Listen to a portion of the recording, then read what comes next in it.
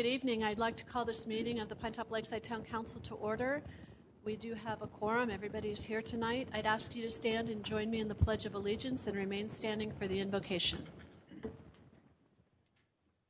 I pledge allegiance to the flag of the United States of America and to the republic for which it stands, one nation, under God, indivisible, with liberty and justice for all.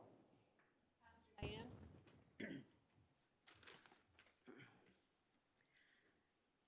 I invite you to close your eyes and bow your heads if you desire. God, creator, sustainer of all things, we first give you thanks for the freedom that we have as citizens of the United States of America. We thank you for our mayor and for the assembled city council members here. Thank you for their willingness to serve. We thank you for our cities of Pinetop and Lakeside. As we enter into this meeting tonight, we ask that you would grant great wisdom and discernment to all those who are assembled in this room, especially to our elected officials. Help us to listen to each other well, to see the point of view of others, and to speak words that are true, kind, and honest, and if the need be, to agree to disagree with grace. Guide our mayor and council as they make decisions that will impact the citizens of Pinetop and Lakeside. Let them seek what is in the best interest of the citizens they serve. We ask that you would bless our public servants, those who serve in the area of law enforcement, fire, and our healthcare workers. We ask that you would protect them from all harm. And we ask all of this in the name of our Lord. Amen. Thank you, Pastor Diane. Item B is call to the public. This is a business meeting of the Town Council. The town values and welcomes public input.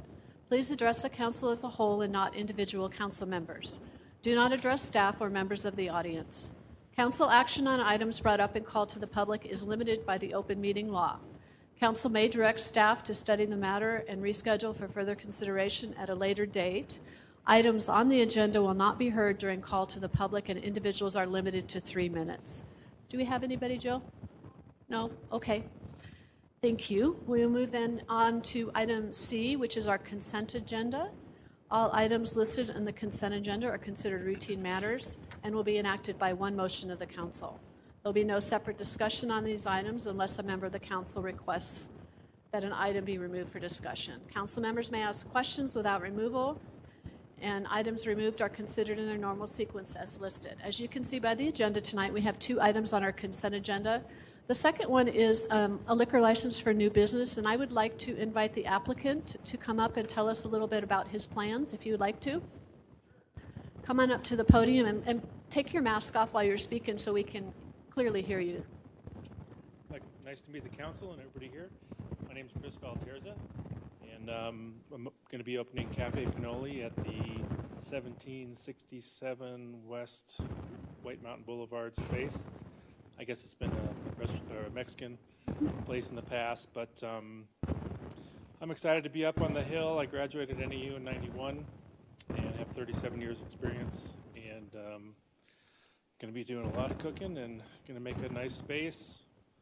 Just having a lot of fun. We just did the wood floors, and we're going to maybe have a nice back patio and just try to enjoy the area and be ready to eat. Well, welcome to our community, Chris. Do you have a scheduled opening date? We're going to be pushing maybe mid-March or April 1. Wonderful. And liquor license seems to be moving along, and everything else is coming along as well, too. Good. So we're trying to round up all the equipment, and it takes a little bit more work up on the hill to get things up here, but... This is true. Yeah. Anyway, well, thank you for being here tonight, Chris. We wish you good luck on your adventure. Okay. Thank you. Vice Mayor? I move that we approve the consent agenda as presented. Second. Thank you. It's been moved and seconded to approve the consent agenda. All those in favor, please signify by raising your right hand. Thank you. That carries unanimously. Item D, business before the council. Public comment will be taken at the beginning of each agenda item after the subject has been announced by the mayor and explained by staff. Any citizen who wishes may speak one time for 5 minutes on each agenda item before or after council discussion. Questions from council members, however, may be directed to staff or a member of the public through the mayor at any time. Item D1, one of our favorite events of the year, is recognition of public servant awards for law enforcement, firefighter, and emergency medical technician of the year. Mr. John Beeler, come on up.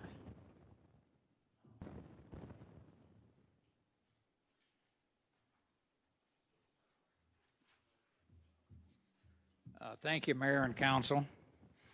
Every year, we, the VFW, across the United States and overseas, honor our law enforcement, firefighter, and emergency medical people.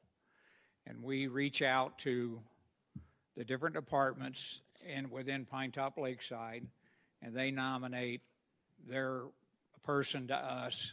Then we are honored to do that for them, to recognize all their sacrifices for them and their families that they do on a daily basis.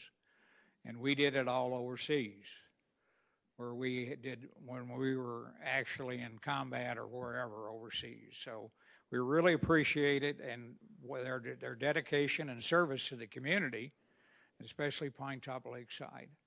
And we want to honor them tonight. Some of them are missing, but we'll get them later at a later date, and we thank the council for letting us do this every year, and we've done it for many, many years up here. So we'll get started. First guy in line is Eddie Z. He's our commander. That's Al Jones. He's a past commander of the post many times. Like for all of us, we get retreaded all the cycles. We just stand there. So the first one for our law enforcement officer of the year is Trooper Tressel Sipes from the Arizona Department of Public Safety. So if he'll come up.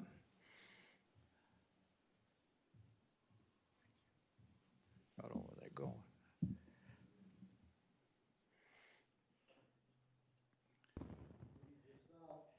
Law Enforcement Award presented to Trooper Russell Sipes, Arizona Department of Public Safety, in grateful recognition of unyielding adherence to the highest ideals of law enforcement in maintaining, preserving, protecting the lawful rights of all citizens.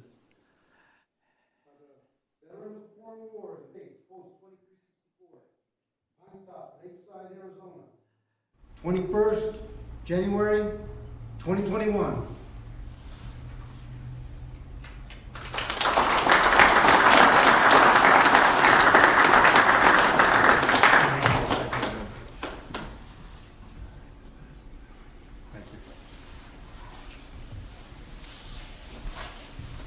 Our next officer of the year, law enforcement officer of the year, is Justin McNeil from the Pinetop-Lakeside Police Department.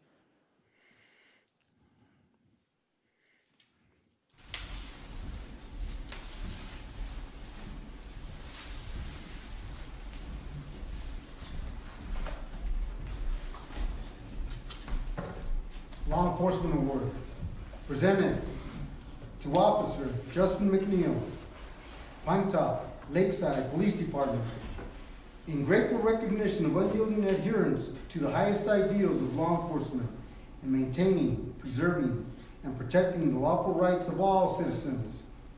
By the Veterans of Foreign Wars of the United States, Post 2364, Pinetop Lakeside, Arizona, 21st of January of 2021.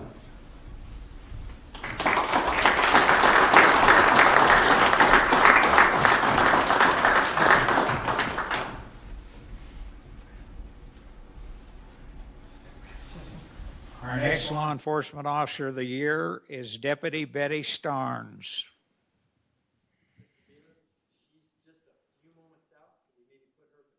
Sure. All right. Thanks a lot, Brian.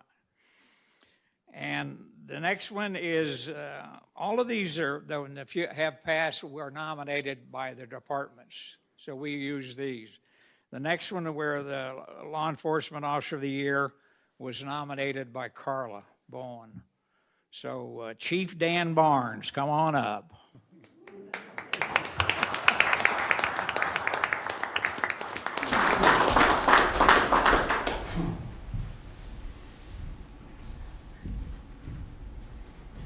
Law Enforcement Award presented to Chief Dan Barnes, Pinetop-Lakeside Police Department, in grateful recognition of unyielding adherence to the highest ideals of law enforcement in maintaining, preserving, and protecting the lawful rights of all citizens by the veterans of foreign wars of the United States, Post 2364, Pinetop-Lakeside, Arizona, 21st January 2021.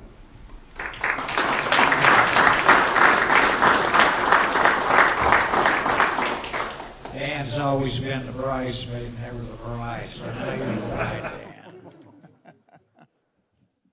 And thank Carla. So we'll go on to the firefighter of the year, and this year it's Captain Danny McNeil.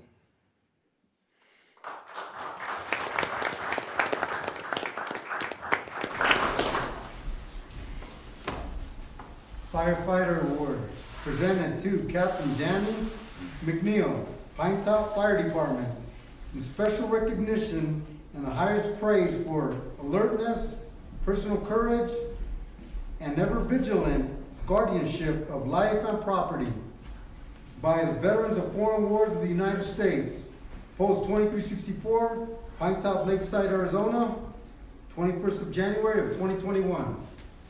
Thank you.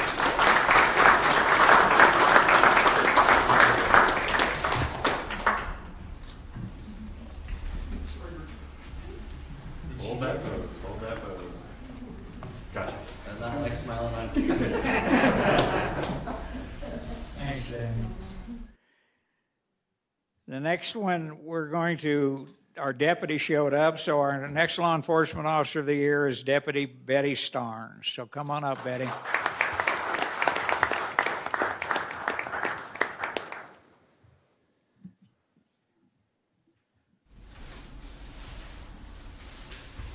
Law Enforcement Award presented to Deputy Betty Starnes, Navajo County Sheriff's Office, in grateful recognition of unyielding adherence to the highest ideals of law enforcement in maintaining, preserving, and protecting the lawful rights of all citizens by the veterans of foreign wars of the United States, Post 2364, Pinetop-Lakeside, Arizona, 21st of January, 2021.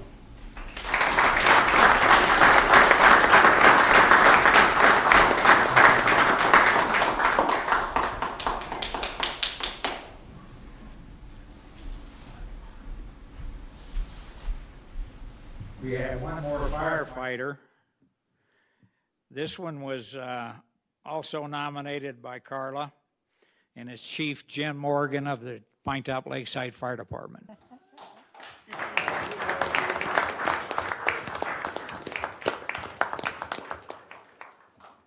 Another bridesmaid, never bride. Firefighter Award presented to Chief Jim Morgan, Pinetop Fire Department, in special recognition and highest praise for alertness, personal courage, and ever vigilant guardianship of life and property by the veterans of foreign wars of the United States, Post 2364, Pinetop-Lakeside, Arizona, 21st of January of 2021.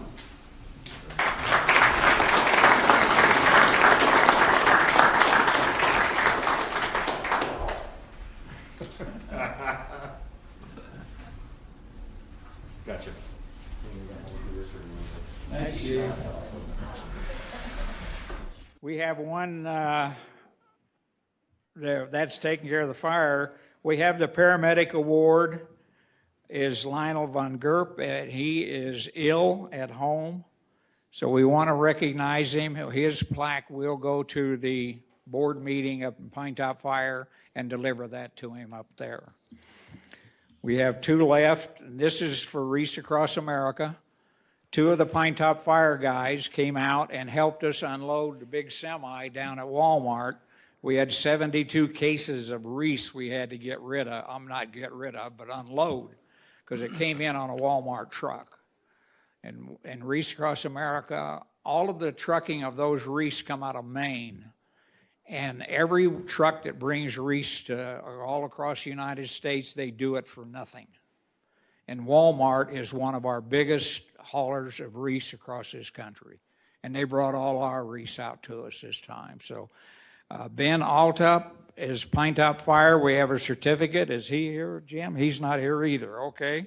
And Omar Apodaca, I think his wife, they just had a death in the family. So we'll do those 2 awards at their Pinetop Fire's meeting. So we thank you, Mayor and the council, for all the support, and the town staff for everything they do for our post, and for the members, and for the veterans here in Pinetop-Lakeside. And that's it. Thank you for all that you do, and I would like to personally congratulate all these recipients. I don't know if any of their supervisors had anything they wanted to say tonight. Yeah, I don't know. I see the sheriff's here. Sheriff's here, Jim. Chief Morgan. Mayor, members of the council, thank you for allowing us to have a little bit of time. Captain McNeil's been a long-time resident of the White Mountains. I believe he was born here. So it's a special privilege to have his peers present that award. He has really done a lot of personal and professional growth in our organization. He's been one of our most ardent leaders, and he's spent the last 3 days developing other new people in an ICS course called Blue Card. So it's just representative of the type of individual that he is, giving of himself to help others. Omar and Ben, as you mentioned, hoping they're not COVID cases. We don't know yet. We haven't gotten the results back, but 2 of our folks are ill. And then Omar's mother passed away just a few days ago, so he's in California. All very good people in our organization, so thank you very much. Thank you, Chief. Sheriff, thanks for being here tonight. Thank you. Good evening, Mayor and Vice Mayor, members of the council, and congratulations, Mr. Watson. You got a lot of experience working in government for so long, huh? Yeah, a little bit. Well, good evening, and thank you to the VFW for all that you guys do every year, recognizing our first responders, firefighters, EMS, and deputy sheriffs, troopers, and police officers across this community. Something in common with all these, they work together. All these agencies and these officers and troopers work hand in hand each and every day. It's amazing to see the types of calls and the situations that they're dispatched to, and that they do so much with so little in this community. But as far as our Deputy Starnes, probably the toughest person in this room, and she's got a lot of courage, and she's been with us for 4 or 5 years, and she's been acting in a supervisor role as an acting supervisor. We had some supervisors go out with medical, and she's stepped up and done a tremendous job. And something about her as well is, and we can put it on body cam video too, there's not a deputy in this country that's ever roped an elk, and she's done it. Yeah. I keep telling her she's gotten a lot of animal calls, and I keep asking her every time I see her, where's your hunting license? Because but she's tremendous, and we thank you guys and for recognizing the great work they do. Okay, thank you, Sheriff. Chief Barnes. Thank you, Mayor and Council. Thank you, John, for doing this for our law enforcement and fire folks. It's well deserved for them. So I want to thank Justin for all the hard work he's done this year.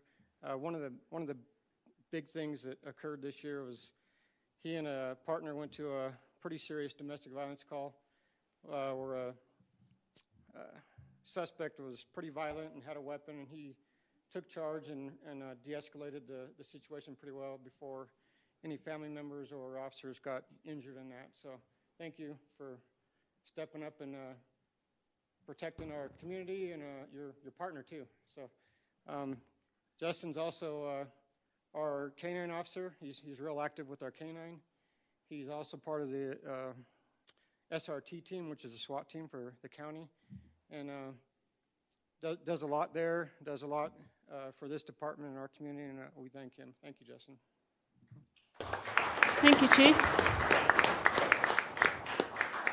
I don't see anybody here from DPS other than our officer. Oh, I'm sorry. I apologize.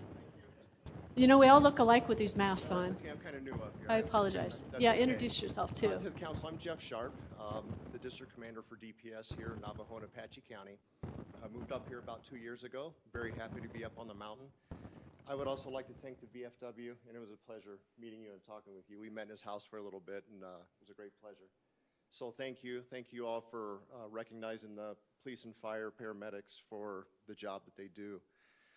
And I'll say the same thing. I second a lot of what's already been said, but as far as Trooper Sipes, not only the work he does as a trooper, but he's always volunteering to be an instructor in other areas, not only for DPS, but to go train other agencies. He does a fantastic job down here. He was up in Holbrook, recently transferred down to this area. Does a fantastic job for this agency. And I will second what the sheriff said. Only being up here 2 years, to see, and I'll use the Walmart incident in Snowflake, the hostage situation. To see all the agencies come together in a moment's notice to protect the citizens in the White Mountains is a pleasure to be part of. And Trooper Sipes was out on that as well. But I just want to say thank you, and it's a pleasure to be up here. Thank you. Welcome. Thank you.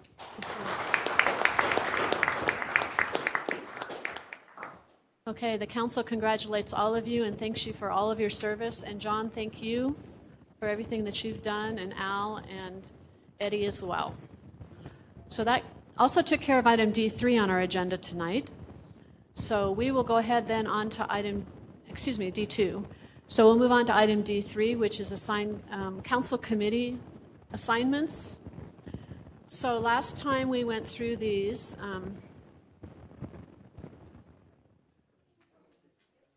and we had a council vacancy, and now we need to go back through them. Councillor Watson was appointed to fill the seat of former Councillor Donk. Do any of you all need backup on your assignments? Because I have a proposal for everybody. Councillor Watson gave me a list of all the organizations, clubs, and areas of interest that he is involved in currently. They include being a board member of Summit Regional Medical Center, the NACOG EDC, which is the Economic Development Group.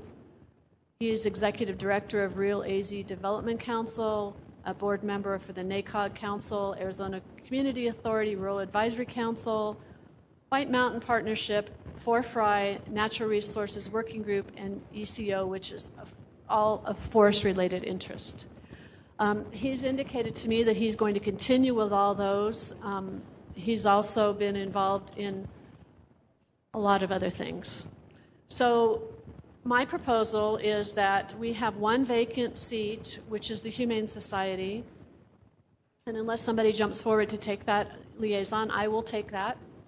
I meet with their executive director on a very regular basis anyway, and so I can just bring everybody up to date on that.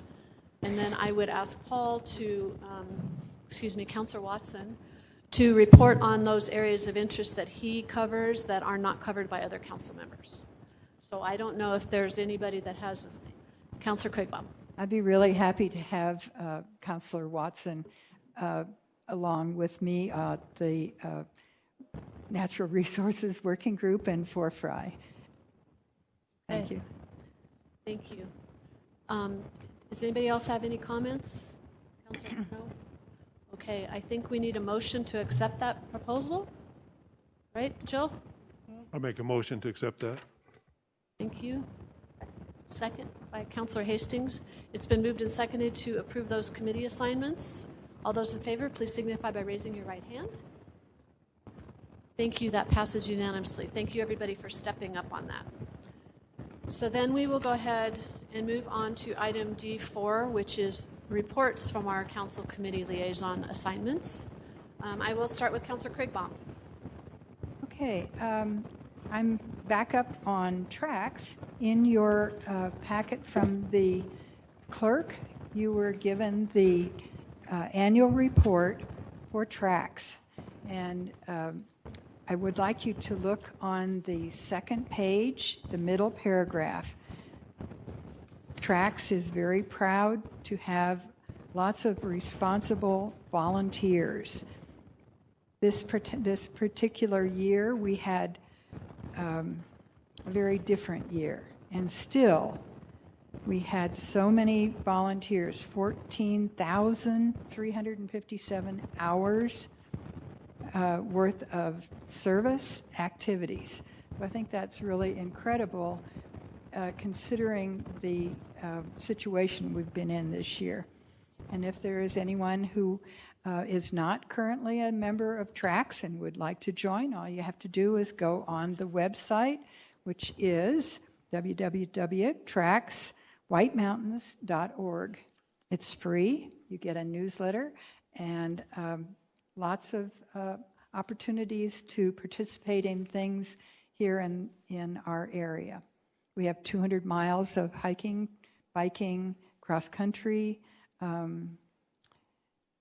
Let's see.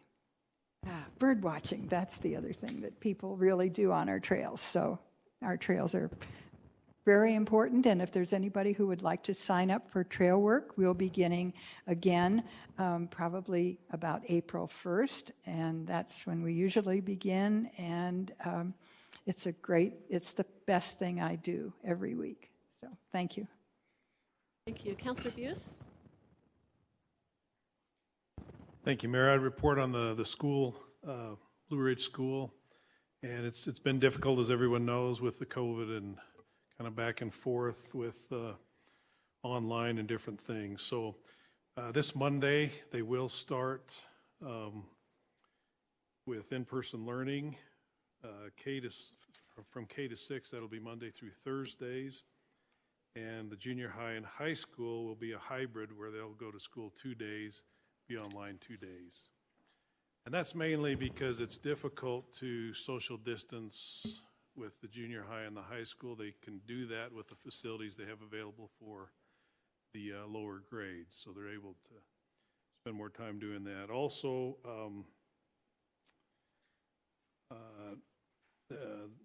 all of the teachers and support should be able to get their shots now. That's been open to them, so that'll help as well. The AIA had actually canceled all of the sports, but reconsidered after a lot of people contacted them. And so they are going forward with sports. In fact, Blue Ridge had some games tonight. It's very limited on, I think it's for home games, a player can have 2 individuals come and be there. But that's the way they're handling that, and they'll be wearing masks and that kind of thing. So. Thank you. Councilor Hastings? Please use your microphone. Thank you, Mayor. Can you hear me? Okay. I did attend the last board meeting of the Historical Society. We had 2 wonderful guests that evening. One was our mayor, Stephanie, and our town manager, Keith Johnson. The board members are small, but it's a mighty group. There were 13 in attendance. They did extend an invitation to the council, and I'll bring that to you, to even on their own limited hours. It's a lovely little museum and well deserving of support, and we want to continue that. The Humane Society that always meets on Wednesday before the council meeting, last month they decided to go to a restaurant. They were celebrating the Christmas holidays and little exchange and so forth, and I felt I should excuse myself from that. They had a very light agenda, and when they afforded me the opportunity of going in and having dinner, I didn't really care to do that, but they're up and functioning, and of course, as many of you know, my beautiful new cat is a result of going to their board meetings that I enjoy. The Senior Center, Jerry's very familiar with the Senior Center. We are continuing to work for our food giveaway, which is anyone in the area can bring food that they have a little abundance of, and people come in and take. I worked 3 days 1 week, and when I went in at 9, the shelves were full of canned goods, fresh food, food from gardens. And when I left at 11, it was empty. And I went back the next day, it was full again, and it was empty again. It's being very well used. We are continuing with some difficulty, of course, because our dining in stats are down, but our dining out are really high. They're saving us in the senior center. We have a lot of seniors who are still uncomfortable coming in a surrounding, and even though we have secured the seating arrangements as they must be, they're still uncomfortable. So we're trying to meet that need, and now you can just order by 10 o'clock, drive up, and Megan or a volunteer will usually come out with your meals to go. I look forward to continuing work in the senior center. And Jerry, you may have something if you need to add, so please. Thank you, Councilor Hastings. Vice Mayor. Thank you. A couple of committees, there's nothing going on. Municipal Property Corporation and Audit Committee, that's not doing anything. I'm chair of the Transit Advisory Committee this year, and we have deferred meetings because of the COVID-19. But I will let you know, and Kevin for sure, that the COVID relief fund will carry us through the fiscal year. We'd kind of worried about whether we would run out of money prior to the end of the fiscal year, and I think we budgeted a couple of months for that. Should be okay. Should cover us through that. Maybe even through, I don't know, August or September possibly, but we will have to budget for it next year, but this year we're good. And I would add one thing to Councilor Hastings' report on the senior center. We're tentatively going to serve lunch on the 11th, but it'll kind of depend on staff from town manager's decision as to whether or not to support that effort, and if not, we'll schedule a date in March. But for those who feel comfortable, I'm going to go over on the 11th and just help out. And if anybody wants to join, they can. If you don't want to, please, you're not obligated. Okay? Thank you, Vice Mayor. Thank you. Thank you. Councilor Watson, you have anything to tell us? So, excuse me, Mayor, Vice Mayor, council members. First, I want to, I apologize I didn't get a chance to do this at the last meeting, but I do want to express my appreciation for each of you and your vote of confidence in allowing me to join you up here. And hopefully I will learn from each of you and be able to fill the shoes. Feel sorry for Kathy and her health issues that caused her to have to step down, but wish her nothing but the best in her future as well. Maybe just a couple quick things. As far as Summit Regional Medical Center, they are near capacity, which I think most of us know.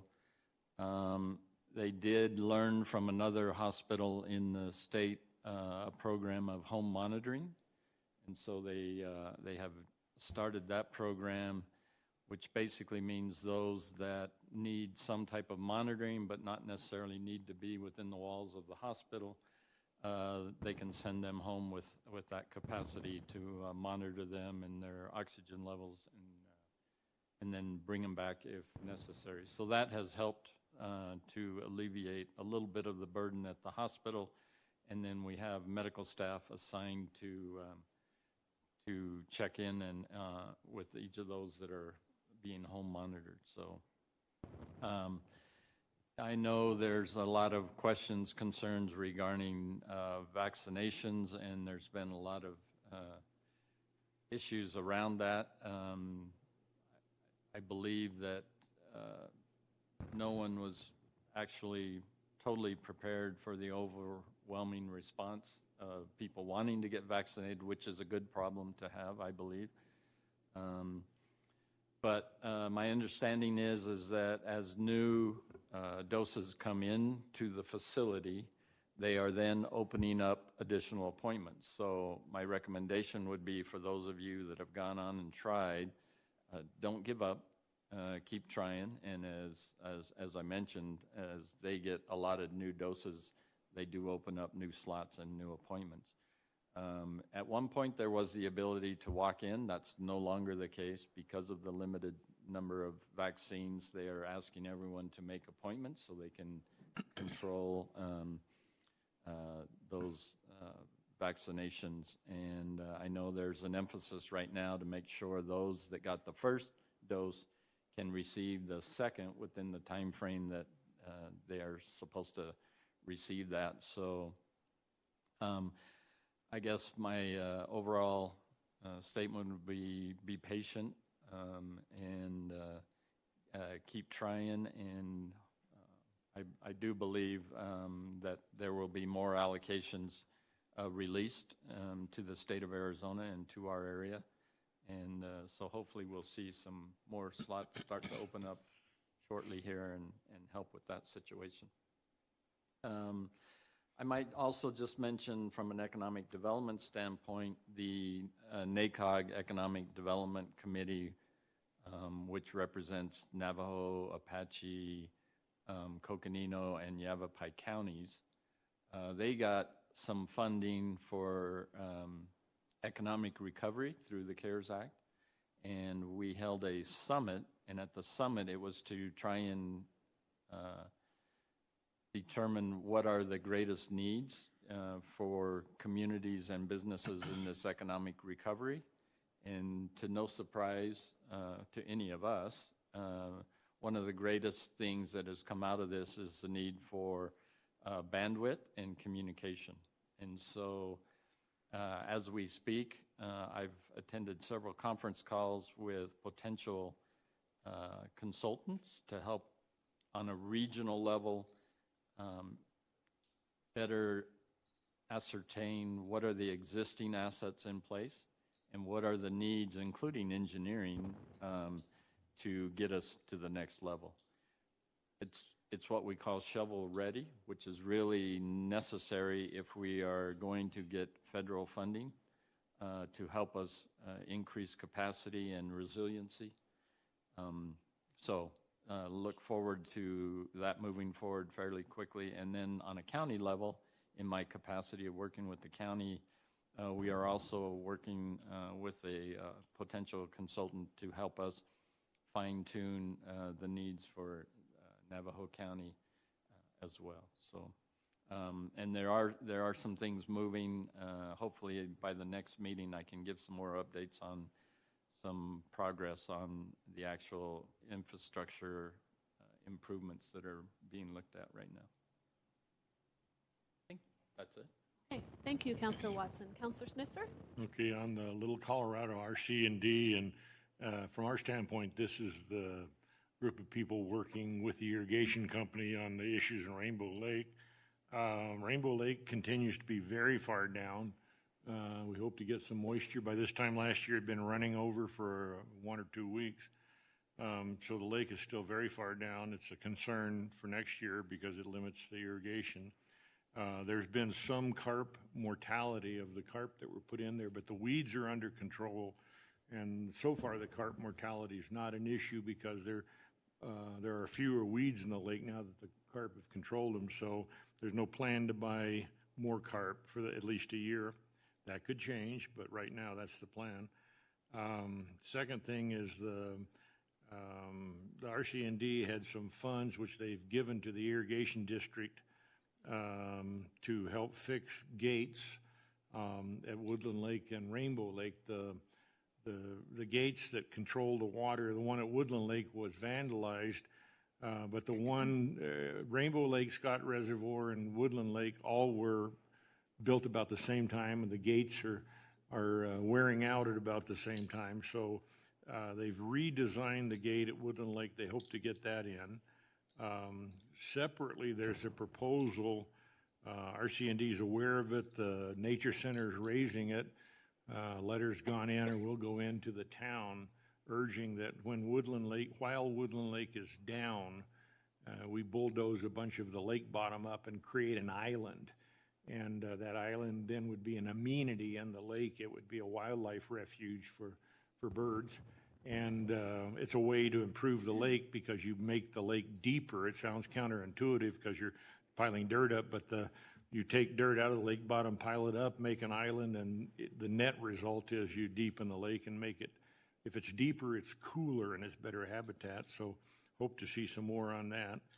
And then the irrigation district, it's a dire situation with the irrigation district. They are rapidly falling deeper and deeper in debt. The town has supported them to the tune of $36,000 a year. All of that money, as soon as they get our check, they turn around and pay it to the lawyers. They're deeply in debt to their lawyers, and it gets worse. And so they're going to be looking at ways to raise additional funds. But the problem is that the Hopi tribe especially has a bottomless well of litigation money thanks to the federal government. And one of their tactics is basically to exhaust everybody. And the reason we should care about this is if the irrigation district doesn't control that water, it'll all be sold by somebody to Phoenix, and we'll be looking at the Rainbow Meadow instead of Rainbow Lake. That's it for the RC&D. Trax, Lynn gave us the report. Thank you. The Trax is working with scouts on Camp Tadii, or on the rim trail behind Camp Tadii. There's some improvements that need to be made, and as the weather gets better, we'll make them, but there's some repairs to the bridges.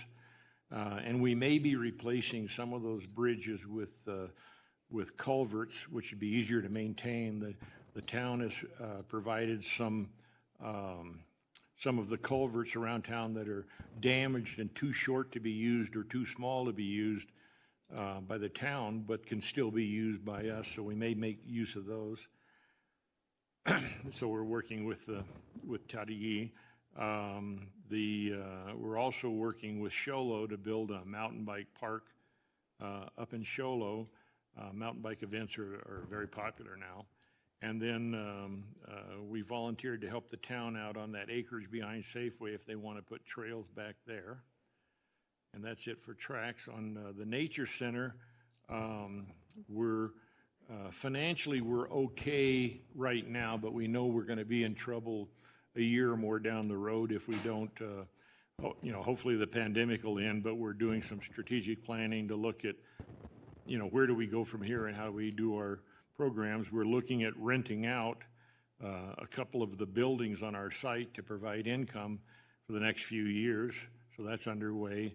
And then in process, we have this amazing planetarium that'll be showing up sometime early this year.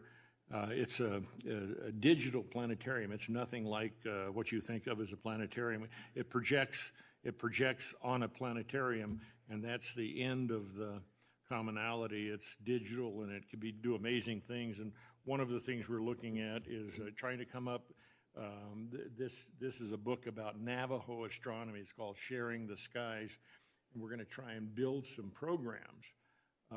These programs would not be the usual, here's the sun setting and the stars come out and constellation. We can do many more things than that. We can go on a trip to Mars, we can go on a trip to asteroids, and we can explain the Navajo, the astronomy. Navajo's been looking to the sky for thousands of years, and they have legends that are part of their life, really. It's not just something up in the sky, it's part of their life, but the stories of Navajo. So we hope to incorporate some of that stuff, and that'll be really interesting. And I think those programs will attract a lot of people to town once we can get them going. So, and that's all I've got for now. Thanks. Thank you, Councilor Snitzer. I'd like to report briefly on the Humane Society 2020. They had approximately 1,100 animals that came into the Humane Society. Of those animals, 94% were either returned to their owners, adopted out locally, or transferred to other agencies to find those animals homes. So that's a pretty incredible success rate for our little Humane Society. As the Nature Center, as Jim mentioned about the Nature Center, they are also concerned about funding. Hopefully by the summertime they'll be able to have their Happy Tails event. But they are having a no-show fur ball in February. So if you keep your eye on social media, that will be basically a solicitation for donations with no event. Also, they will be participating in Arizona Gives Day in April. So I'm sure we'll have more information on those as they come up. Those are all I have. Keith, do you have any reports for us? Yes, Mayor Irwin and Vice Mayor Smith and Council. First off, I'd like to acknowledge the efforts of the Rotary Club to replace the roof on the covered bridge at Woodland Lake Park. That work was done in one day, and it has a new metal roof. It's already beginning to rust, so anybody's getting panicky about that's what it's supposed to do. And so it wasn't just cheap materials, but it looks good. It looks much, much better already. And so I'd like to thank Tony and the Rotary for their efforts on that work. I think we've already mentioned before that the chili cook-off, which is normally at the end of January, 1st of February, we're postponing that until May so that hopefully we can have some sort of an outdoor, better weather event than we have had in the past at late January. Let's see. I am sure you've been following the excavation work at Woodland Lake Park. That one section by the dam, they've done a tremendous amount of work there getting the dirt out, and they're working in the larger channel. A lot of cattails have now been removed, and we are going to aim towards creating the island, digging out the center part. Just like Councilor Snitzer mentioned, the deeper water will sustain the trout better because it'll be cooler, and they'll be right down on the bottom trying to find the cold as best they can. It's a shallow lake one way or the other, and if you look at the amount of dirt we've already taken out, and we're going to be limited on how much more we can get, but we're going to work on it at least a couple more weeks. Before we hit our this was not budgeted, so we're kind of thankfully receiving additional income, so we're trying to do as much as we can through the TPT. Has been doing very well. I'm sure everybody's seen Kevin's report, and we're all amazed at how well the economy has done up here. With that being said, we've talked about, obviously the last 2 weeks ago you approved the bark beetle grant, and so the challenge is going to be we have a big storm coming this coming weekend, and that's going to make the soil very wet, which could affect the work in the lake and the logging work that'll be up in the forest. We don't want to have a really wet ground and then put a lot of tracks through there and destroy the ground of the park. So this could take a while longer to get it done since it is wintertime. They want to go in when the weather's cold, so the ground's frozen. But yet these storms are going to come and go. So we're going to play it by ear. They're going to close the park when they're going to be actually working in there, and then they'll reopen it at the same time, because they're talking, it could be 2 or 3 months now before we get it all done. So we're going to try and work at the same time on on redoing the paved trail. So they're going to try and work all that stuff out. And that's not all. They've got the boat dock or the fishing dock, the ramp, all of those things have got to be done at the same time. So we have a lot of work for our parks and public works crew to get done just in that area. So it's going to be a challenge over the next few months to get that work done. But then I have another report I'll send out tonight. Councilor Buse? Just a question on that's a small lake. Where is the island anticipated to go? We just barely started talking about that. So yeah, somewhere in the middle. I really don't know. That was a suggestion that came from the Nature Center last week, and Matt's been out with COVID, and so last week he was gone. He was out totally, and so this week he's still at home, but they're trying to figure this out on how they're going to pull that off. I mean, it's a good thing. you're taking the dirt rather than have to haul it yeah, out, pile it up, and so, No, I think it is a good idea. I would only foresee one area really that's big enough to do it in, and that's the Yeah. shallower area, so they'll have to dig that down quite a and that might very well be. The other thing that they're working with the Arizona Game and Fish is to create some little cubes for fish habitat. So as they get that deeper, then Game and Fish is going to come in and help to create these cubes and put them out there.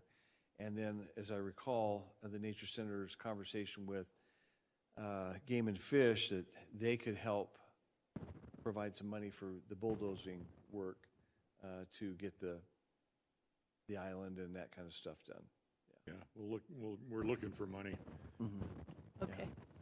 Yeah, Great. they got excited about it, so we haven't actually talked to them. Councilor Kriegbaum? I didn't realize that there was a need for money for the bulldozing. Save Our Park is in pretty good shape financially. If you need to have me ask Save Our Park for money, we could do that. Thank you. Be great. Write Okay. that down. You bet. Yes, yes. Thank you. All right. If there's nothing else, then this meeting is adjourned. Thank you, everybody.